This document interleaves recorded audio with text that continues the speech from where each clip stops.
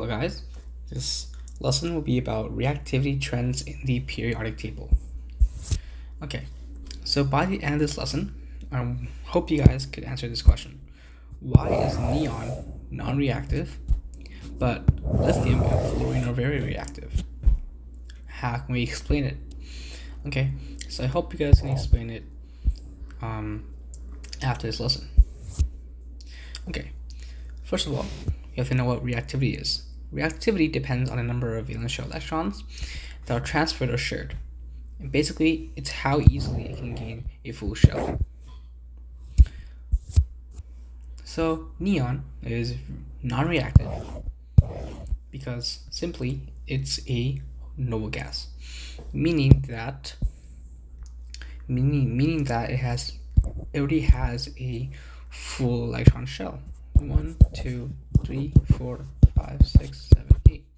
So it does not have to gain any more or lose any more electrons. Hence, it's not reactive. If we go back to definition, is how easily it can gain a full shell.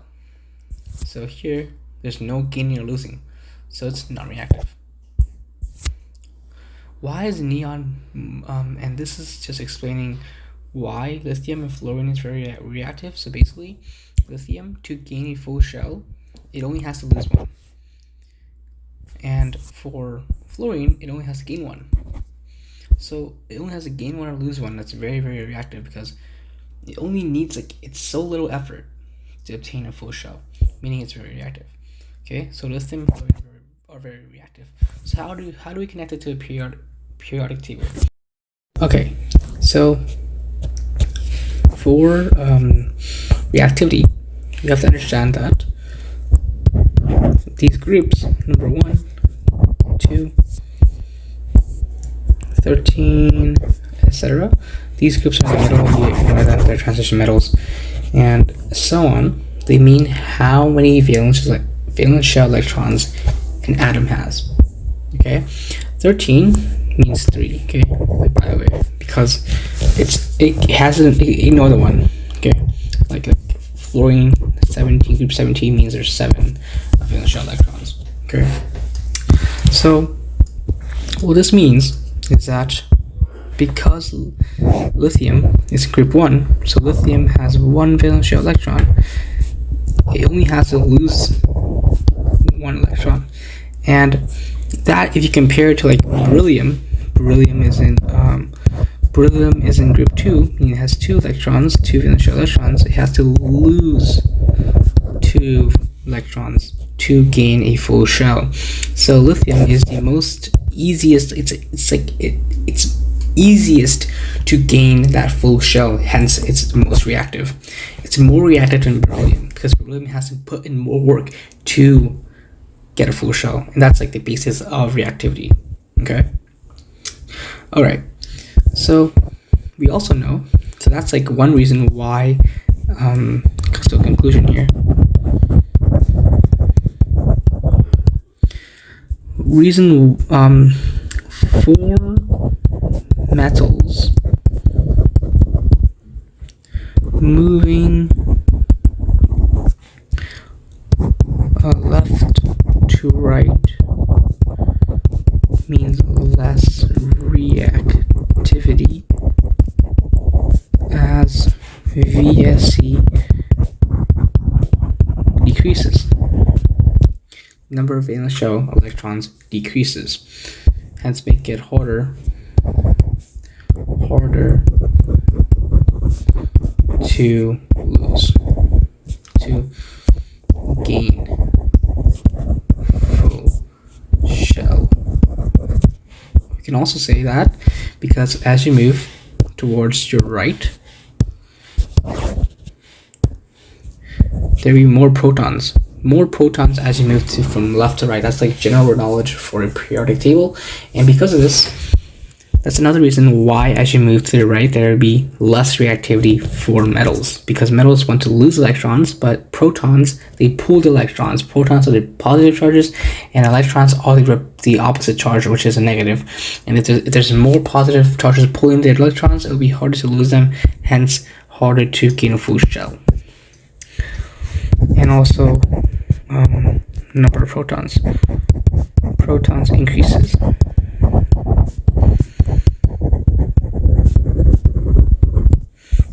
Okay, for nonmetals, it's actually the opposite, because nonmetals, as I said in the earlier lessons, they tend to actually gain electrons. Okay, they gain valence shell electrons to get a full shell.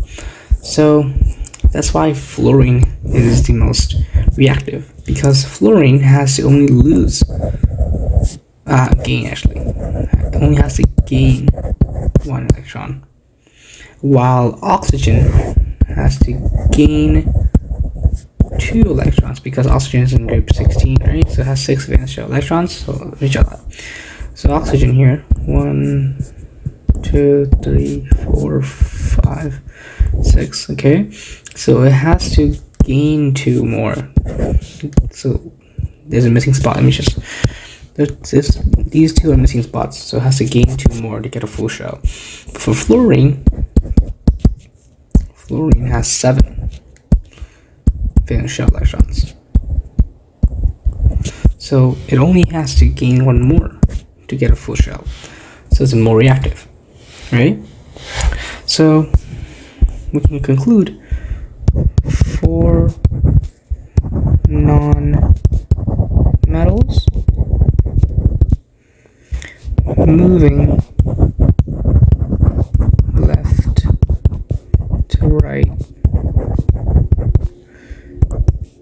increases reactivity. Here is decreases, less reactivity. Here increases reactivity, because same reason, protons number increases and VSC increase. Easier to gain electrons. Okay, because there's more as I said earlier, moving left to right has more protons, meaning more protons makes it easier to gain. Okay, making it more reactive, because nonmetals want to gain electrons, right? And more VSC makes it easier to get a full shell.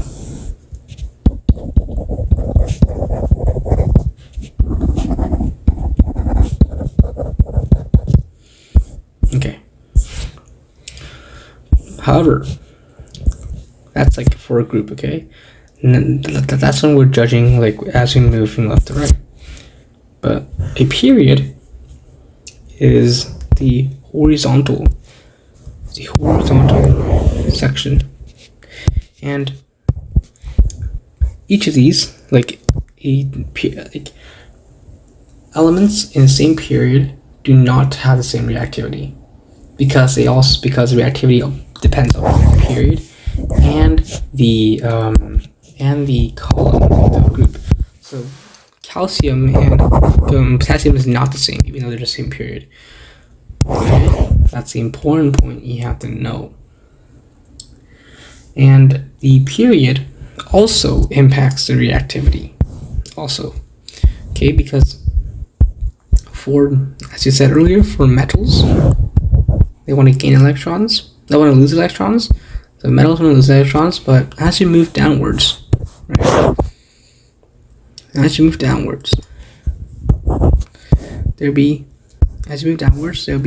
more orbitals. Okay, like the energy levels, like you have more of these energy shells. It's more of those, basically. So moving down periods for metals mean more reactivity, because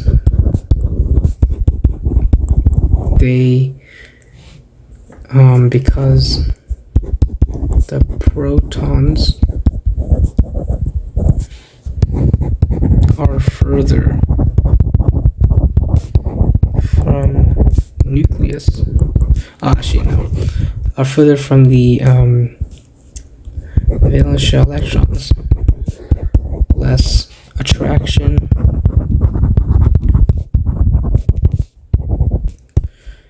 easier to lose. Okay, it's like logically when you think about it, you have protons here, right? Protons and neutrons, and you have a bunch of shells, like so many shells. Then your valence shell electrons all the way here. The distance from here is so large, like large relative to the atom. Okay, but like for some like this is when you have a like a low period. Like what I mean is like you're at lower periods, like physically lower. Actually, I'm saying higher periods to make it more easy to understand. Because this is 1, 2, 3, 4, 5. Okay, so higher means like lower physically as you move downwards. Like this is when you move downwards, you have more and more valence shells, meaning that the distance from the nucleus, that has the protons, are much further from the valence shell electrons, meaning that the attraction is much lower, meaning that it's easier to lose electrons, hence making metals more reactive. But if you have like a really, really low period, like a really, really low one, like lithium, for example,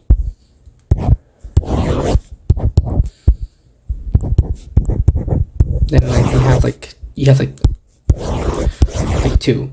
So like the distance from protons to the valence shell electrons is much like less, and hence you have more attraction and harder to lose electrons. So that's like the basis of the reactivity based on the period for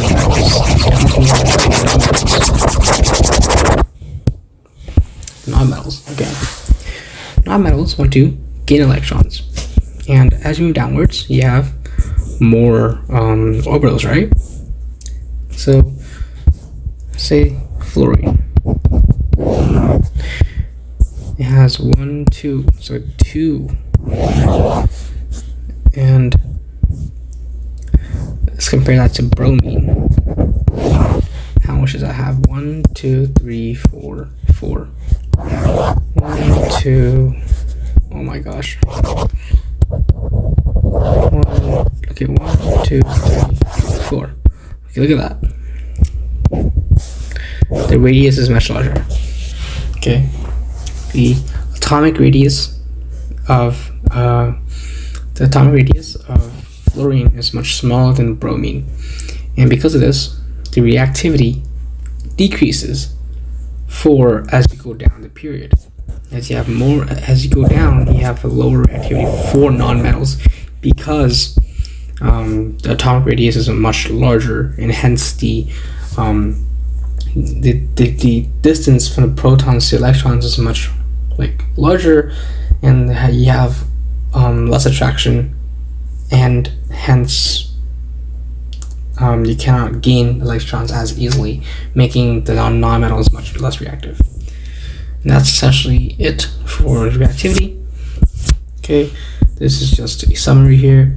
Look at this. Like as you move upwards for nonmetals, you have more reactivity. That's correct because there's less orbitals, and hence the protons are closer to the valence shell electrons. And as you move this way for nonmetals, it also is more reactive because you have more VSE and you have more protons. As you move to the left side for metals, you have more reactivity because there's less valence shell electrons, hence making it easier to lose, making it easier to sort of gain a full shell, and also there's less protons and making it easier to lose electrons. As you move downwards for metals, reactivity increases because the atomic radius is much bigger, and hence because the atomic radius is bigger, it's easier to lose electrons. Okay, as I said, same concept here. Atomic radius, atomic size, same thing. So it sort of goes like this. The area, like as you go diagonally as you go diagonally through the periodic table from right to left, diagonally downwards, then it will the radius increases, because as you like, it's a combination, right? As you go this way, there's less protons, but as you, and furthermore, as you go down, you have more orbitals. It's like you're actually like physically, you're like, more orbitals mean you have more energy levels. Less protons means these energy levels are much like more sparse. Like look, like this is when you have lots of protons, right? Even though you have lots of energy levels, this is your proton. You have lots of protons, and you have lots of the energy levels. This is when you have less little protons, like up down here, francium, when you have like very little amount of protons and lots of orbitals. I mean, there's less forces of attraction that's holding the electrons close to the protons and making the electron shells much more sparse. Like this is like, see, it's much more like, even though it doesn't have as much like for example, if you compare, let's say you have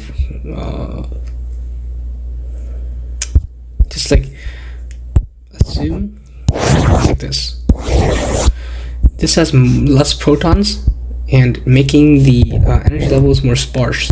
It's like the electrons are not pulled towards the nucleus as tightly as this one, because there's less protons, hence the atomic radius is much bigger, and that explains why we go downwards like that. Okay, and that is it. Now let's just try some questions. So I'm lighter than sodium. Who am I? Okay, so is lithium or potassium lighter than sodium? Let's check. Lighter means it is less protons, essentially. Okay, so where is lithium?